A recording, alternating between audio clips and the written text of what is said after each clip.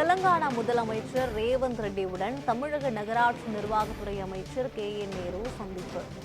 தற்போது கிடைத்திருக்கக்கூடிய முக்கிய செய்தியாக பார்த்து வருகிறோம்.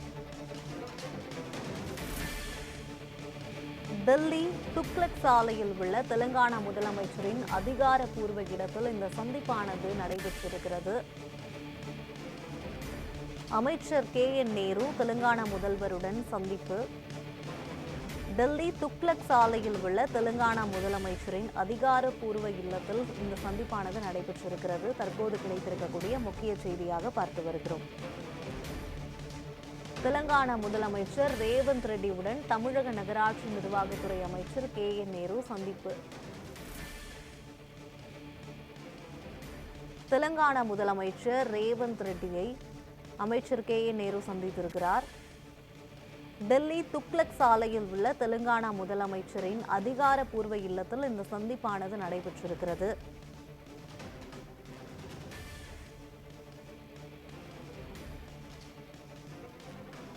இது பற்றிய கூடுதல் விவரங்களை வழங்குவதற்காக செய்தியாளர் டார்வின் இணைப்பில் இருக்கிறார். டார்வின், தெலுங்கானா முதல்வருடன் அமைச்சர் KN நேரு சந்தித்திருக்கிறார். இது பற்றிய கூடுதல் விவரங்கள் என்ன, சொல்லுங்க.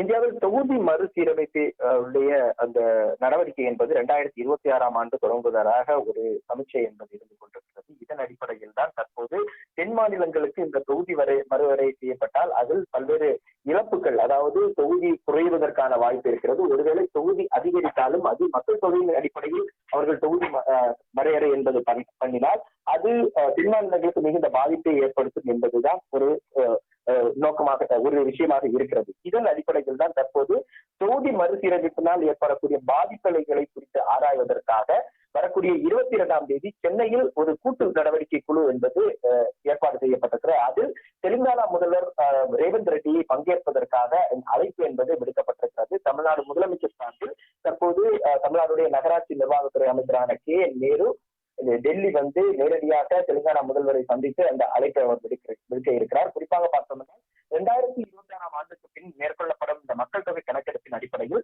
நாடாளுமன்ற தொகுதிகள் மறுவரை செய்யப்பட்டால் ஏற்படும் பாதிப்புகள் குறித்தும் அது குறித்து மேற்கொள்ள வேண்டிய அணுகுமுறை குறித்தும் முடிவு மேற்கொள்ள கடந்த 5ஆம் தேதி சென்னையில் வந்துட்டு ஒரு அனைத்து கட்சி கூட்டம் என்பது நடைபெற்றது. இதில் தமிழகத்தை சேர்ந்த 58 கட்சிகள் பங்கேற்றிருந்தார்கள்.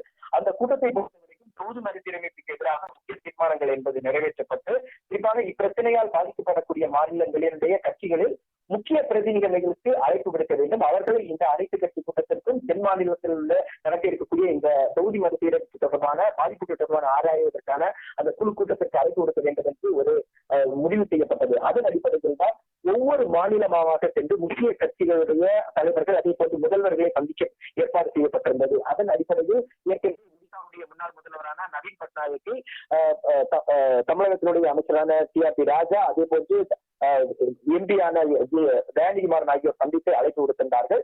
அதே போன்றுதான் தற்போது டெல்லியில் தெலுங்கானா முதல்வர் டெல்லியில் இருப்பதன் காரணமாக அவரை நேரில் சந்தித்து அந்த அழைப்பை தமிழகத்தினுடைய நகராட்சி நிர்வாகத்துறை அமைச்சரான KN நேரு தன்னுடைய அந்த அழைப்பை விடுத்திருக்கிறார். தமிழக முதல்வர் சார்பாக இந்த அழைப்பு என்பது விடுக்கப்பட்டிருக்கிறது. இந்த தொகுதி மறுசீரமைப்பால் ஏற்படக்கூடிய பாதிப்புகள் குறித்து அந்த ஆராய்வதற்கான கூட்டத்தில் கலந்து கொள்ள வேண்டும் என்று தற்போது அவர் வலியுறுத்தி இருக்கிறார்கள்.